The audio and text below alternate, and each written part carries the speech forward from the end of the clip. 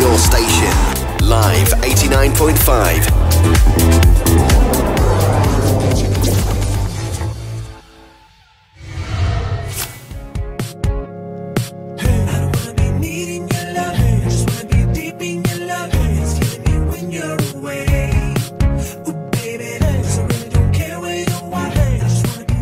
Here on Live 89.5, we're talking comedy because tomorrow night it is a one-night only experience, but maybe it's going to be continued in the future. Bangkok Hilarious is happening, and that's happening at the Royal Phuket Marina from 7 o'clock. Tickets £500. Grab your tickets by going info@royalphuketmarina.com or also on our page, which is PhuketTicketmaster.com. Find them there.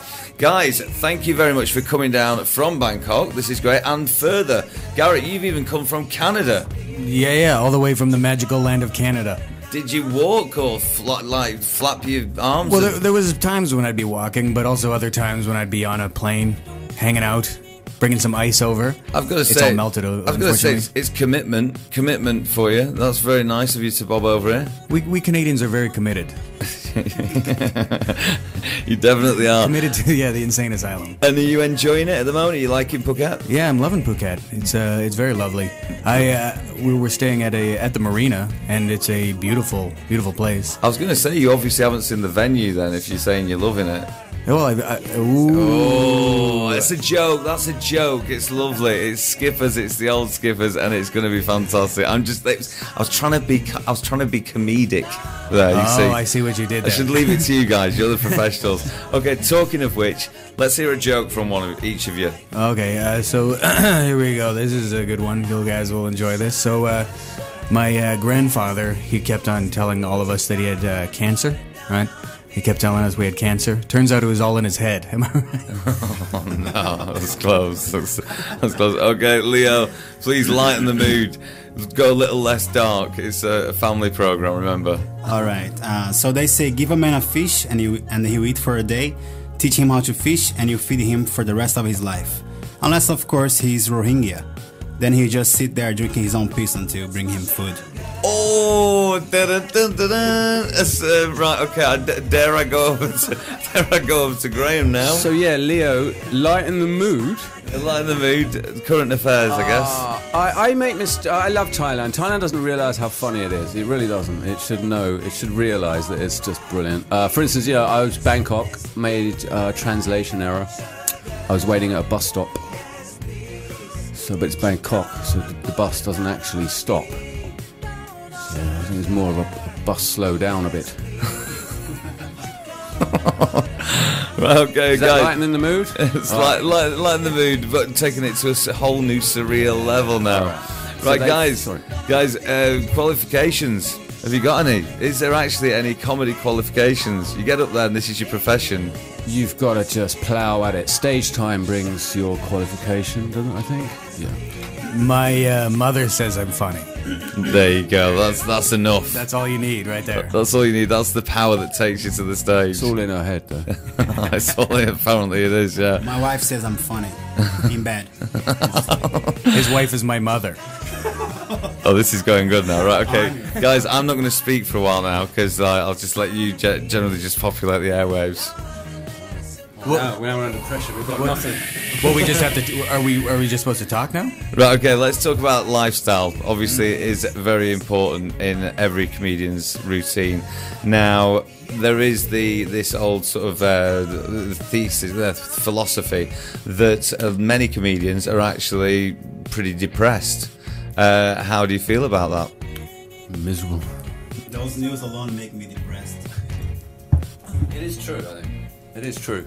But it seems like because you're up there on stage, or that your job is to make people laugh, to be funny. But it seems like there is this kind of tears of a clown thing when the mask's off in private time. Do you have that? Are you all manically depressed? I was.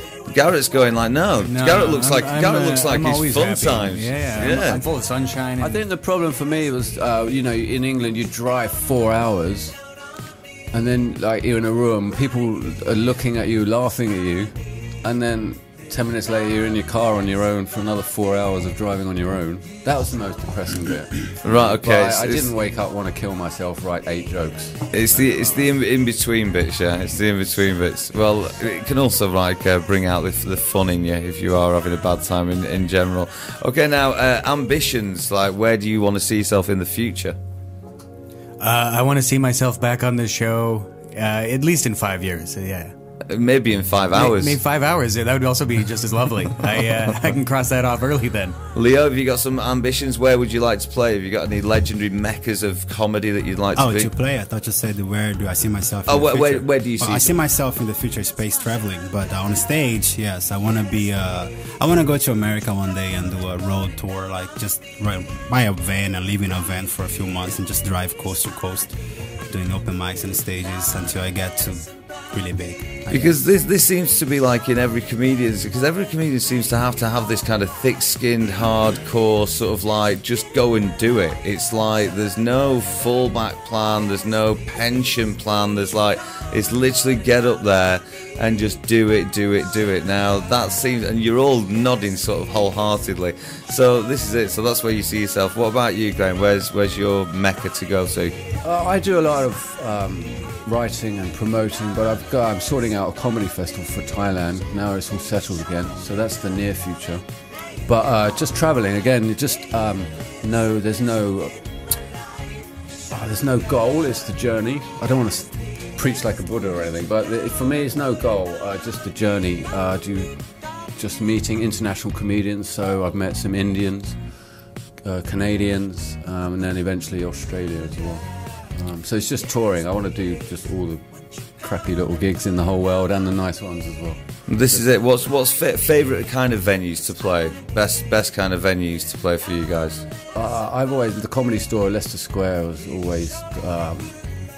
I was amazed when I was allowed on stage, and I got up to like the professional weekend there as well. Now, is that because of the legend and the history of it, or is that because it's a dark, dingy, little, tiny place? No, the Comedy Store is very well appointed. It's 30 years old, probably more by now, actually. But it's the audience, the Comedy Store audience. They're sitting the right way. They know exactly what time it starts. They know what they want. They know what's funny. They know what's not funny.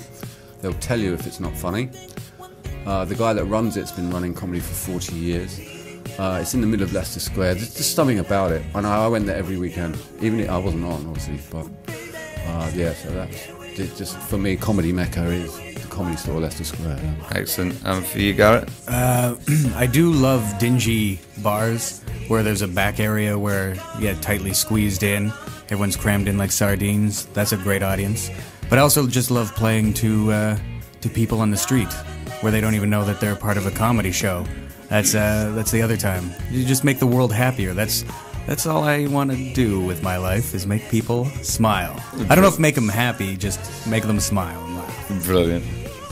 I want to do strip clubs. I like doing strip clubs. Yeah? Yeah, it's a different experience, you know. The views Sometimes they pay you with strippers too. The views are good, yeah? Pretty good view. Good, yeah. A room with a view, yeah? You like to play a room with a view. A good view. Now let's talk about that quickly as well. The fact that nowadays it seems like everyone, like you were saying, take it out in the street and do things in the street. Now there's a lot of people going viral with videos and YouTube and the stuff they've put online and stuff. Like, how do you feel about that? Keeping up with that, doing live comedy as stand-up as well as this. I think we create jokes rather than just funny stuff. But I think it's broadened comedic horizons. Broadened comedic horizons, and I think there's comedy in all of us. So everyone in the entire world can at least put one funny thing online. Surely, yeah. Even if it's falling off a ladder, it's still funny. Isn't it? Oh yeah, well this is it. It seems like the comedy's shifted towards more pain-based, where these fail videos are kind of like. I've got to say, I do find some of that quite amusing, but I prefer seeing some guys and girls getting up there on the stage, one microphone, bearing their soul and giving it all, which is what you guys will be doing tomorrow. So let's run through that, guys. So tomorrow you're going to be performing at the Royal Phuket Marina. What can you expect? Invite the people. Give them a shout out. All right, you can expect what is laughs, Fun. Times, fun. You can expect to More be sport. interrupted by other comedians. No, it's cool. We're going to just hammer the comedy club. It's a comedy club feel. We're just going to bring the comedy club. So we've got the legend of JLS. Is it JLS? Jailer Shark. So The Tony the Clifton of mysterious- Phuket. He's going to waft in like smoke and just appear like that. And then we're just going to do a comedy club. It's we're all just doing comedy sets and the interval to get your beers. Wear a diaper because you might pee a little. And also needle and thread for stitches, split sides, We're etc. not going to make you laugh. We're literally going to stab you. With jokes, though. These guys are lovely, by the way. They've told some quite off-the-cuff jokes there and said some kind of mean things, but they're lovely guys. And Leo, like, what can people expect? Give them one more shout to invite them. Oh, they can expect to leave the show tomorrow with a whole new vision of what Brazil is like, for sure. Yeah, you're going to give it. You're going to give what the tourism authority of Brazil doesn't give. Yes, I will disappoint every expectations they have of Brazilians. Excellent. Guys, I will see you there. I'm looking forward to it massively. Do you want to shout to your mum and dads and your crew and your posse and all that kind of thing? Hello, everybody in the world. I'm just saying hi to you guys. You guys are all really cool. Right, have a great time tomorrow. Tickets are available. info@royalphuketmarina.com. Go on to the Facebook page for Royal Phuket Marina as well, and also PhuketTicketmaster.com. You can type that in, or you can go to the PhuketNews.com and get your tickets right now. It's happening tomorrow, 7 o'clock. Don't miss it. Guys, thanks ever so much for coming in. Thank you guys. You're welcome. Thank you. Have a great time. Chuck Dina. Yes, please. Won't you come and put it down on me? I'm right here. We're surrounded by water, so teach kids the most important survival skill for their confidence and for their safety. Manta Kids is the swimming academy for babies and toddlers from 4 months to 6 years, and Manta Kids is the first Thailand registered school with Swim Australia. All the levels and all the skills your children will learn, the vital survival skills to be safe and enjoy their time around the water. Manta Kids, centrally located at Dara Hotel. Facebook.com/Manta Kids Phuket. Book now for a free trial class.